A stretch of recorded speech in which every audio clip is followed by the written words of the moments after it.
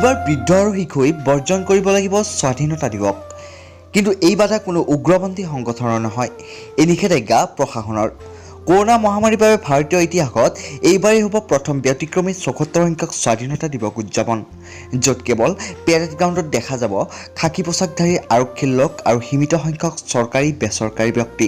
দেশত কোভিড সংক্ৰমণৰ বৃদ্ধি হোৱাৰ প্ৰতি লক্ষ্য ৰাখি জিলা প্ৰশাসনে অনুষ্টুপীয়াকৈ এইবাৰ পালন কৰিব দেশত ৭৪ সংখ্যক স্বাধীনতা দিৱস।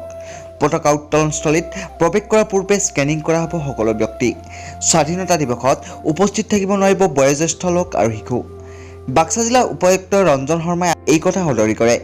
স্বাধীনতা দিৱস সকলো চৰকাৰী কাৰ্যালয়, বিদ্যালয়, মহাবিদ্যালয়সমূহৰ মুৰব্বীসকলক সামাজিক দূৰত্ব বজাই ৰাখি নিজ নিজ কাৰ্যালয়ত ত্ৰিৰংগা পতাকা উত্তোলন কৰি স্বাধীনতা দিৱস পালনৰ আহ্বান জনায় জিলা উপায়ুক্ত ৰঞ্জন শৰ্মাই।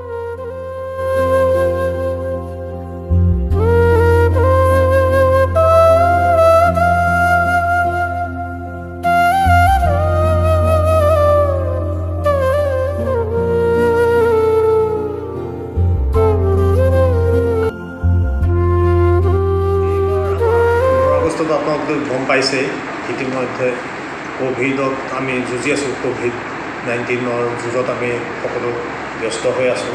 তাৰ উপৰি বানপানী অলপ চলপ হৈ আছে।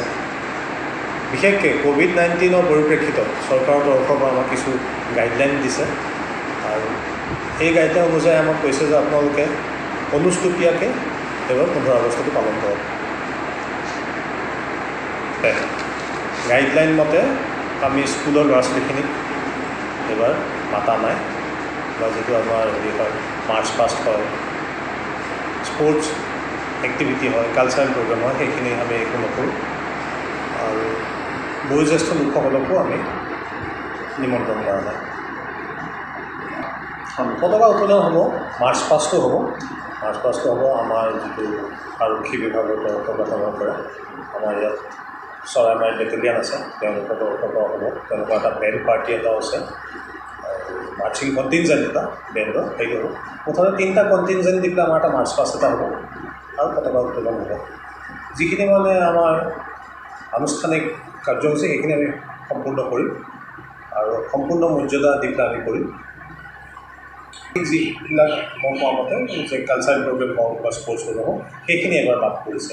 সাধাৰণ জনতাৰ মানে চৰকাৰৰ তৰফৰ পৰা এইটোও আমাক কৈছে যে আগে পিছে যিমান মানুহ নিমন্ত্ৰণ কৰে তাৰে 3 ভাগৰ 1 ভাগহে মাতিব এইবাৰ, কাৰণ আমাৰ কেপাচিটিটো একেই আছে আগৰ নিচিনা, কিন্তু ছ'চিয়েল ডিষ্টেঞ্চিংটো মেইনটেইন কৰিবৰ কাৰণে আমি আকৌ এতিয়া সেইটো গেপ দিব লাগিব নহয়। গতিকে আমাৰ যিটো আগৰ কেপাচিটি, যদি 300 যদি কেপাচিটি আছে এতিয়া আমি 100হে বহাব পাৰিম। ছাৰ এইবাৰ আমি পাৰিব যদি তেওঁলোক মানে প্ৰাপ্তবয়স্ক হয় আৰু সৰু ল'ৰা ছোৱালীখিনি আমি বাদ দি দিম। বহুত ক্ষেত্ৰত আপুনি দেখা পাব যদি সৰু ল'ৰা ছোৱালীখিনি বাদ দি দিওঁ, তেওঁলোকৰ অভিভাৱক সকলো সোমাই নাহে। গতিকে তেনেকৈ বহুত সংখ্যক লোক বাদ পৰিব বুলি মই অনুমান কৰিছোঁ। তেনেধৰণৰ কিবা কৌশল ৰচনা কৰিছে নেকি? আমি গেটত আমাৰ হেৰি থাকিবই, স্ক্ৰিনিং থাকিব আৰু গেটত স্ক্ৰিনিং এইবাৰ আমাৰ এইকাৰণে থাকিব, যিসকল নিমন্ত্ৰিত অতিথি তেওঁলোককো আমাৰ স্ক্ৰিনিং কৰা যাব, থাৰ্মেল স্ক্ৰিনিং কৰা যাব।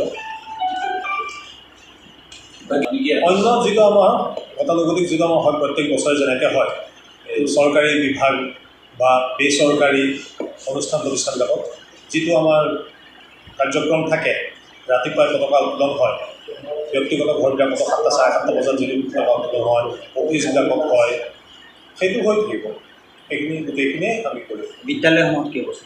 বিদ্যালয়সমূহত আমি অধীক্ষকসকল, তেওঁলোকৰ যি মানে হেৰি আছে প্ৰিন্সিপাল বা হেডমাষ্টাৰ, তেওঁলোকক আমি ইনষ্ট্ৰাকশ্যন দিছোঁ যে তোমালোকে পতাকা উত্তোলন কৰিব। কিন্তু ব্যুৰো ৰিপৰ্ট, BTC এক্সপ্ৰেছ।